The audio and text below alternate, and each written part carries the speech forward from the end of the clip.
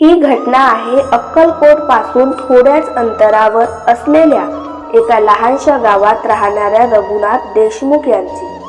रघुनाथ हे शिकलेले, नोकरी करणारे आणि देवावर विश्वास ठेवणारे होते, पण त्यांची श्रद्धा परिस्थितीवर अवलंबून होती।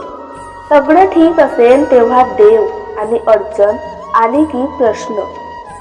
रघुनाथ यांचा मुलगा अचानक गंभीर आजाराने अंथरुणाला खिळला। डॉक्टरांनी हात टेकले, औषध चालू होती, पण फरक शून्य। घरात भीतीचं वातावरण होतं। रोज रात्री रघुनाथ देवापुढे बसत, पण मनात एकच प्रश्न फिरत असे, देव असेल तर इतकं दुःख का? एके रात्री रघुनाथांनी ठरवलं, उद्या अक्कलकोटला जायचं, स्वामी समर्थनाचं थेट विचारायचं। दुसऱ्या दिवशी पहाटेच ते निघाले। मनात राग, भीती, आशा आणि अविश्वास सगळं एकत्र होतं। अक्कलकोटला पोहोचताच त्यांनी स्वामी समर्थांचं दर्शन घेतलं। समोर बसून ते वाट पाहत राहिले। स्वामी समर्थ शांत होते, कुणाशी बोलत नव्हते। रघुनाथांना वाटलं, स्वामी मला काहीतरी सांगतील, उपाय देतील, आश्वासन देतील, पण काहीच घडलं नाही। ते 3 तास तिथे बसून राहिले। स्वामींनी एकही शब्द उच्चारला नाही। शेवटी रघुनाथांचा संयम सुटला। मनात राग आला, मी एवढा लांबून आलो आणि हे काहीच बोलत नाही। ते उठून निघत असताना स्वामी समर्थांनी फक्त एक वाक्य म्हटलं, ज्याला उत्तर हवं असतं तो आधी प्रश्न शांत करतो। हे ऐकून रघुनाथ थबकले, पण अर्थ समजला नाही। ते निघून गेले।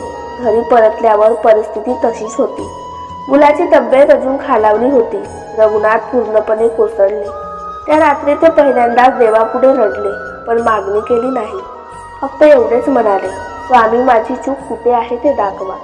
त्या रात्री त्यांना एक स्वप्न घडलं। स्वामी समर्थ उभे समोर होते, काहीच बोलत नव्हते, फक्त रघुनाथांकडे पाहत होते।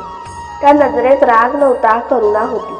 आणि अचानक स्वामींनी हाताने रघुनाथांच्या छातीकडे इशारा केला। रघुनाथ घाबरून जागे झाले। छातीत धडधड होत होती। त्या क्षणी त्यांना जाणवलं, मी सतत उत्तर मागत होतो, पण स्वीकारायला तयार नव्हतो। पुढच्या दिवसापासून रघुनाथ बदलले। त्याने डॉक्टर, औषध, उपचार सगळं सुरू ठेवलं, पण मनात तक्रार बंद केली। देवापुढे बसून ते फक्त शांत बसू लागले। काही मागणं नाही, काही प्रश्न नाही। 10 दिवसांनी एक अनपेक्षित गोष्ट घडली। मुलाच्या प्रकृतीत थोडी सुधारणा दिसू लागली। डॉक्टरही आश्चर्यचकित झाले।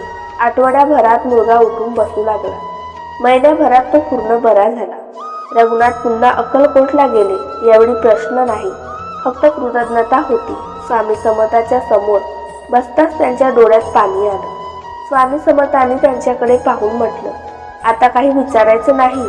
रघुनाथ नम्रपणे म्हणाले, नाही महाराज, आता सगळं समजलं। स्वामी समर्थ हलकेच हसले आणि म्हणाले, माणूस देवाकडे उत्तरासाठी येतो, पण देव शांततेतून उत्तर देतो। त्या दिवशी रघुनाथांना उमगलं, देव कधी कधी बोलत नाही, कारण आपण ऐकायला तयार नसतो। आजही रघुनाथ ही घटना सांगताना म्हणतात, स्वामी समर्थांनी माझ्या मुलाला नाही, मला बरे केलं, माझ्या मनाला। ही कथा अक्कलकोटमध्ये मौन चमत्कार म्हणून ओळखली जाते, कारण इथे शब्द नव्हते, मंत्र नव्हते, फक्त श्रद्धा होती आणि स्वीकार होता।